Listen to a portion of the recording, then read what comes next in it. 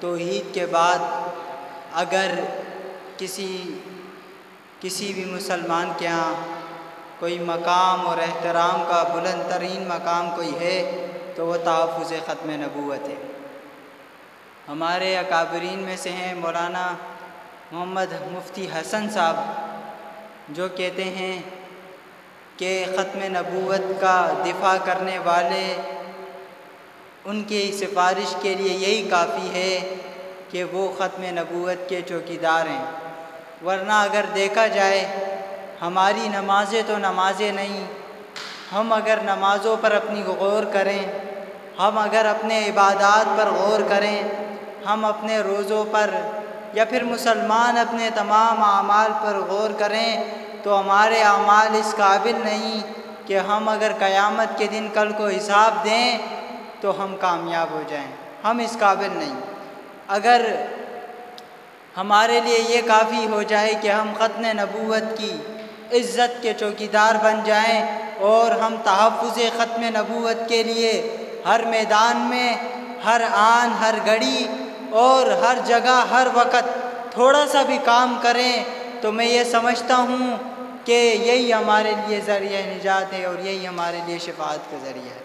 میرے عزیز دوستو، ختم نبوت جب دشمن نے حضور صلی اللہ علیہ وسلم کی ختم نبوت پر وار کیا اور دشمن اپنے انداز میں آیا، داڑھی پگڑی اور جبے میں آیا، اس وقت کے سادہ لو مسلمان اور پارلیمانی لیڈر اور سیاسی حکمران پریشان تھے۔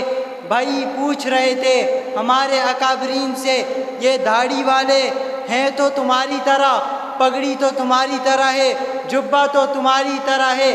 ہمارے اکابرین بڑے پریشان ہو گئے تھے، لیکن رب العزت کی مدد تھی کہ وہ باغی، وہ ٹولہ جو ایک منافقت کا لبادہ اوڑھ کر، جو ایک بغاوت کا لبادہ اوڑھ کر، جو سادہ لو مسلمانوں کو اور ہمارے ملک کے بدبخت حکمرانوں کو بہکا رہے تھے اور وہ ان کے بہکاوے میں آ رہے تھے، اس وقت اس مشکل گھڑی کے اندر ہمارے اکابرین نے اس مرتد، کالے نظریے والے، کالے فتنے والے، کالے عقیدے والے، کالی سوچ والے اس مرتد اور قادیانی کو پاکستان کی پارلیمنٹ سے کافر اور مرتد قرار دے کر یہ بتا دیا کہ اب جو بھی ختم نبوت کی، حضور صلی اللہ علیہ وسلم کی توہین کرے گا وہ کبھی بھی قابل برداشت نہیں ہوگا۔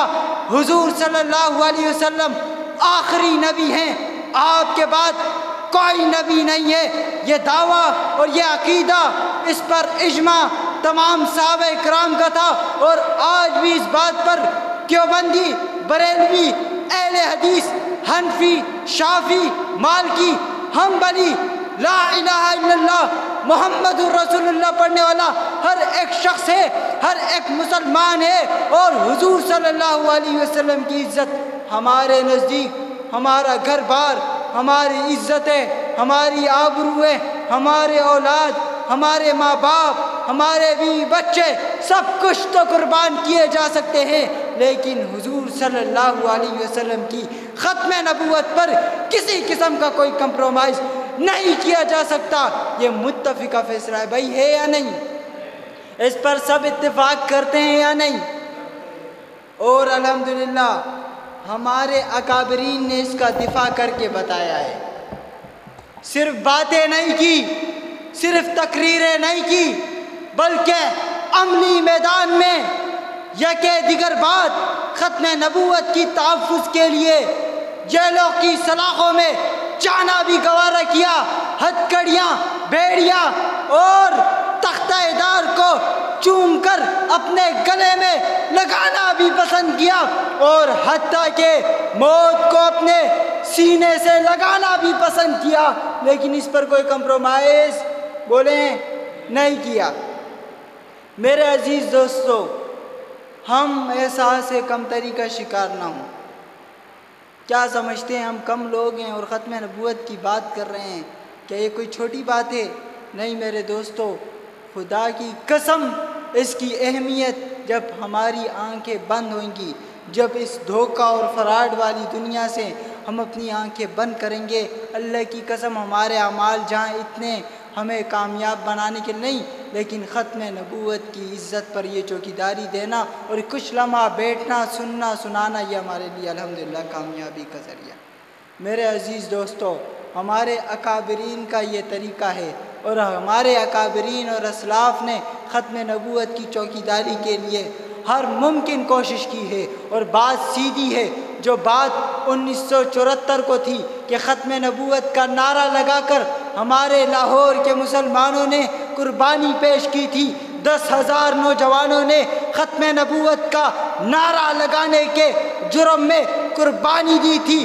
آج انہی شہداء کی بدولت ہم یہاں پر تحفظ ختم نبوت سیمینار کر رہے ہیں اور کانفرنسیں کر رہے ہیں۔ ہم یہ نہ سمجھیں کہ بھئی یہ ہمیں پکی پکائی پلیٹ مل گئی ہے، اس کے پیچھے 10,000 بزرگوں کی قربانی ہے، اس کے پیچھے سینکڑوں لاکھوں علماء کی قربانی ہے، اس کے پیچھے ہمارے اکابرین نے ہتھکڑیاں پہنی ہیں، ہمارے اکابرین نے ظلم اور جبر برداشت کیا ہے۔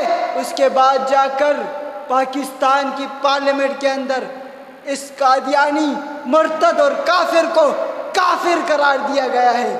یہ ہمیں یوں نہیں ملا، اس کی اہمیت کو سمجھنا ہوگا، اس مقصد کو سمجھنا ہوگا، اس عقیدے کو سمجھنا ہوگا، اس نظریے کو سمجھنا ہوگا اور سوچنا ہوگا اور پھیلانا ہوگا، اس کی نشر و اشاعت کرنی ہوگی۔ یہ میرے اور آپ کے ذمہ ہے۔ یہ کب ہوگا؟ جب میں اور آپ خطابت سیکھیں گے صحیح معنوں پر، ہم بولنے کا سلیقہ، طریقہ، ڈھنگ، یہ تمام چیزیں سیکھیں گے۔ اپنے اندر سے خوف کو، اپنے اندر سے ہچکچاہٹ کو، اپنے اندر سے یہ تمام چیزیں جو ہیں، جو ڈر محسوس کرنا، یہ تمام چیزیں ہم نکال کر پھینک دیں گے، تب جا کر ہم خطیب بن پائیں گے، اور تب جا کر ہم ان دین کے تمام امور پر کام کر پائیں گے۔ اب ہمارا یہ حال ہے کہ ہم گھبراتے ہیں، تو گھبرائے نہ، بلا جھجک آ کر خود اعتمادی پیدا کریں اپنے اندر۔ آپ کے دل میں آ رہا ہوگا، آپ کے ذہن میں آ رہا ہوگا میں یہ کام نہیں کر سکتا، میں بول نہیں سکتا، لیکن آپ خود اعتمادی پیدا کریں، نہیں میں یہ کر سکتا ہوں۔ یہ آپ کوشش کریں گے، ہر کام کوشش سے پورا ہوتا ہے۔ ایک انسان دنیاوی کسی چیز کے لیے محنت کرتا ہے تو وہ آخر اسے مل کر رہتی ہے۔ یہ تو بھائی یہ ابلاغ دین کا طریقہ ہے، ہمارے علم کے حاصل کرنے کا مقصد ہی یہی ہے، بنیاد ہی یہی ہے۔ میں مثال دیا کرتا ہوں کہ خطابت کے حوالے سے علم تو ہے لیکن چابی نہیں ہے۔ یعنی مثال یوں لو کہ دنیا کا خزانہ کمرے میں بند تو پڑا ہے لیکن چابی نہیں ہے۔ بھئی اب کیا کریں، چابی ہوگی تو کھلے گا خزانہ، ورنہ تو وہ ویسا کا ویسا بند پڑا رہے گا۔ میں مثال دیتا ہوں کہ ہمارے پاس علم تو ہے لیکن بولنے والی چابی نہیں ہے، ہم بولتے نہیں ہیں۔ مطالعہ ہے لیکن ہم بولتے نہیں ہیں۔ اور دوسری بات یہ ہے کہ خطابت کے لیے جس طرح ہمیں بھوک لگتی ہے تو ہمیں جو ہے